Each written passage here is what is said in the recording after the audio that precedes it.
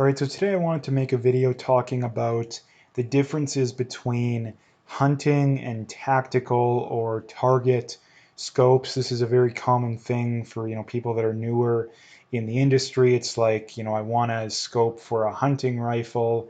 What do I go with? If I want a scope for a gun I want to shoot targets with. What do I go with? Now, the differences are actually pretty easy, and typically you can tell just by looking, or especially if it's in your hands, a scope. Now, in my mind, there's three main differences between hunting and tactical scopes. Although you can never tell 100% for sure, but typically it's based off generalities. Now, the first one, and probably most obvious, well, not necessarily most obvious, but the most noticeable one is exposed versus not exposed turrets. And some people are probably asking, okay, well, why do scope manufacturers, why are some, are the turrets exposed or some not exposed? Well, the basic reasoning for that is going to be if you have a hunting scope, number one, if the turrets are exposed, theoretically, if you're walking through the bush, you could accidentally bump it on a tree and accidentally move the zero of the scope. And the other reason, too, is it's less it's not as easy to catch on things too if you're walking through a bush or something. Personally, I would say, and again, for the tactical scope, I guess I should bring up is that the reason why the turrets are exposed is because you want to be able to make um, make adjustments on the go, right? So that's the main reason why they're exposed and not exposed. But in my opinion, does it really matter?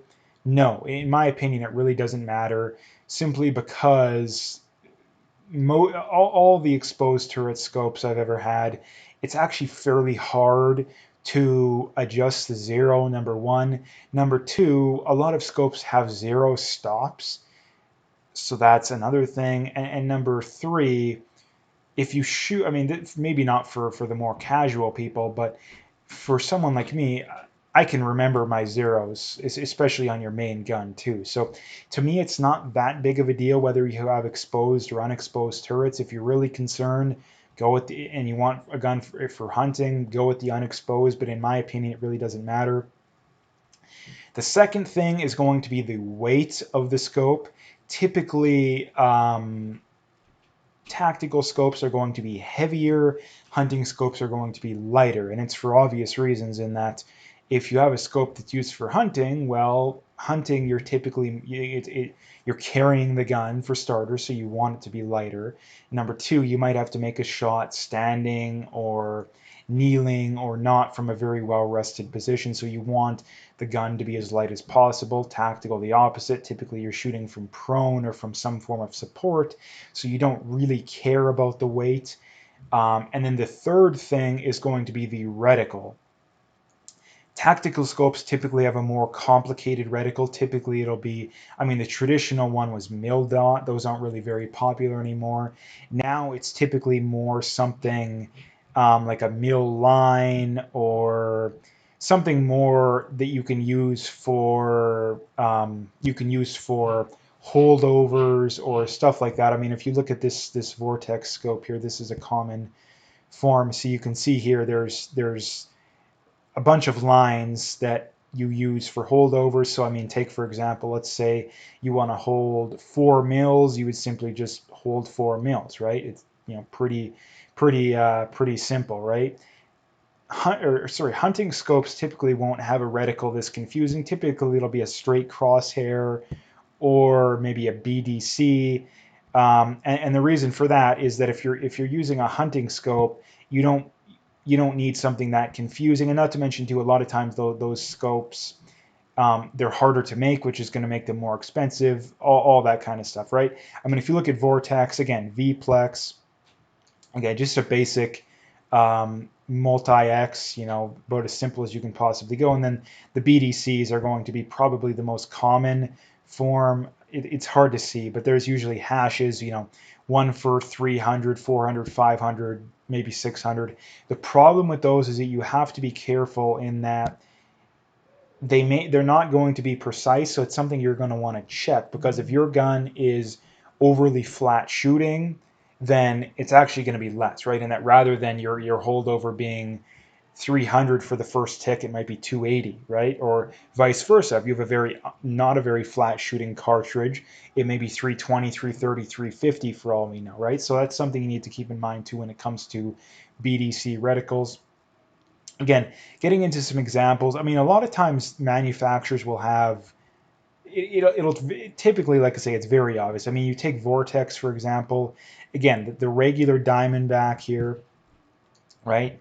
Very obvious. This is a very good example of a hunting scope. Very simple, although still pretty good quality. Um, Pretty good price point, $300. And then you look at the Vortex Diamondback Tactical, right? Is a good example of a, where is it here? Um, I mean, there's the 4 to 12 version. Here's the Tactical, right? Here's okay. Here it is. Yeah, the tactical has exposed turrets.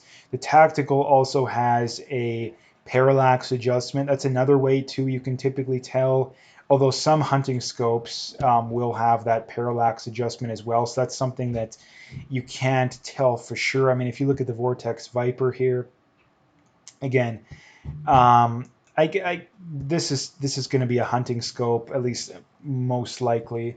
But again, it has the parallax adjustment here too. So there, like I say, there's no way of telling 100% sure, although most of the time it's rather obvious.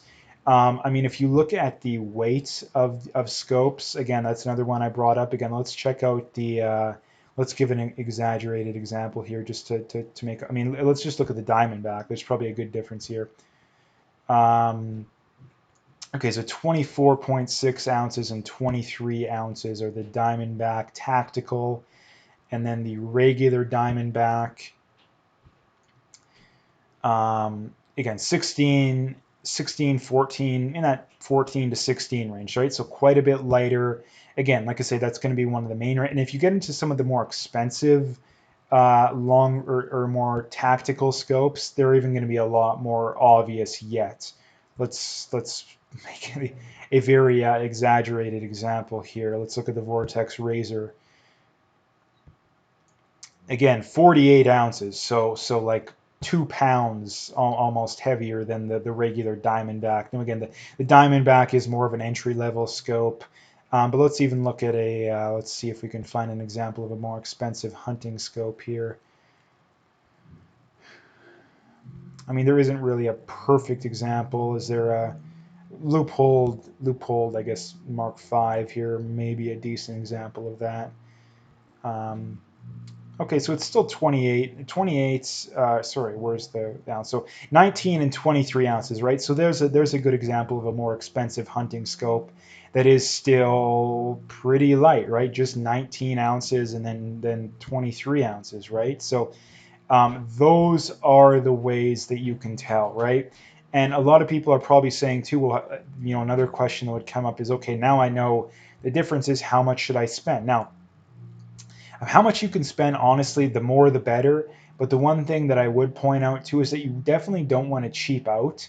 Um, I kind of look around at this stuff quite a bit, and I'm kind of thinking about, I'm kind of looking into getting a 22 right now, like a bolt action 22, and I'm looking up reviews for some of these scopes, and I see a lot of people that say, oh, it's like $150, $200 scope, right? And I'll see a bunch of guys, oh yeah, I put it on my 300 Win Mag and it wouldn't hold zero. It's like, yeah, it's a $150 scope. Why are you putting it on a 300 Win Mag, right? It makes no sense. So the one thing is you want to be sure that your scope is, if you're not gonna spend a good amount of money, you want to make sure that it'll work. This is why, again, the Vortex Diamondback, probably a really good example of an entry level scope. It's only $300 Canadian, maybe 250 American. You can probably find them on sale if you keep your eyes open and you're patient. Um, Again, the Burris, I'm not as educated on some of these other scopes, but I mean the Vortex Crossfire is the super entry level Vortex, but I wouldn't put those on a bigger caliber gun, on like a 22, maybe like a 223. That's about all I would go with. But the one thing I would say is that if you're looking at a high level hunting scope versus a high level tactical scope, the prices are going to be a lot different in that if you look at, let's give a good example here. I mean, the Leopold VX5, again, $1,589. Night Force SHV, which isn't a, that's kind of a good example of a cross. Again, 1600 or 1700. Those would be really, really, really high end hunting scopes. Again, technically, you could use both of them for tactical. They're not 100% hunting. But again, those are about the best of the best when it comes to hunting scopes. But if you want to look at the best of the best for tactical scopes, well, again, Vortex Razor, $3,000. Loophole Mark V, 3,200. Night Force Attacker, 3,600. So again, Night Force Attacker, Loophole Mark V.